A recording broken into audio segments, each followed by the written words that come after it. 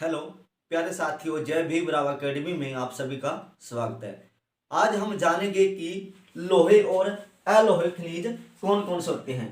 लोहे और अलोहे खनिज कौन कौन से होते हैं। पॉइंट नंबर 1, इन खनिजों में लोहे का अंश पाया जाता है। मेरे प्यारे साथियों, जो लोहे खनिज होते हैं उनमें लोहे का अंश पाया जाता है, इसलिए उसे लोहे खनिज बोला जाता है।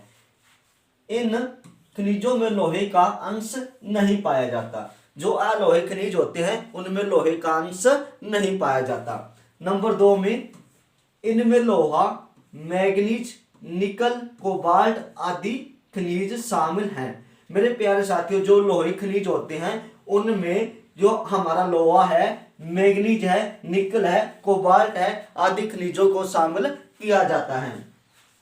इनमें तांबा, बॉक्साइड, सीसा और सोना शामिल है।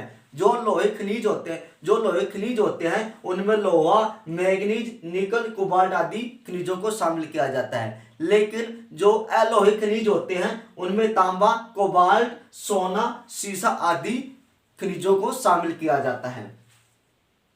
नंबर 3 में ये भारत में धात्विक खनिजों के कुल उत्पादन मूल्य में 3/4 भाग का योगदान देते हैं। मेरे प्यारे साथियों, जो लोहे खनिज होते हैं, जो भारत में जो धात्विक खनिज हैं उनका जो कुल उत्पादन होता है, जो लोहे खनिज हैं अपना 3/4 भाग का उत्पादन उसमें किया जाता है। कहने का मतलब क्या हुआ मेरे प्यारे साथियों, कि पूरे भारत में जो धात्विक खनिजों का कुल उत्पादन मूल्य है उनमें 3/4 भाग का योगदान कौन देते हैं? लोहे खनिज देते हैं।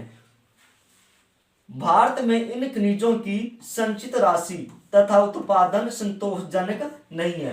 कहने का मतलब क्या हुआ कि भारत में इन खनिजों की संचित राशि भी इतने मात्रा में संचित नहीं है कि हमारे पास सोना है, बॉक्साइड है, तांबा है, हमारे पास संचित नहीं है, कि जमा नहीं है, और ना ही इसका उत्पादन संतोषजनक है, और ना ही इनका उत्पादन करना क्या है कि संतोषजनक रहा है। भी इतनी मात्रा में इसका उत्पादन नहीं हुआ है जितना कि हम आशा कर सकें। इस प्रकार से हम प्यारे साथियों लोहे और अलोहे खनिजों के बारे में जाना है।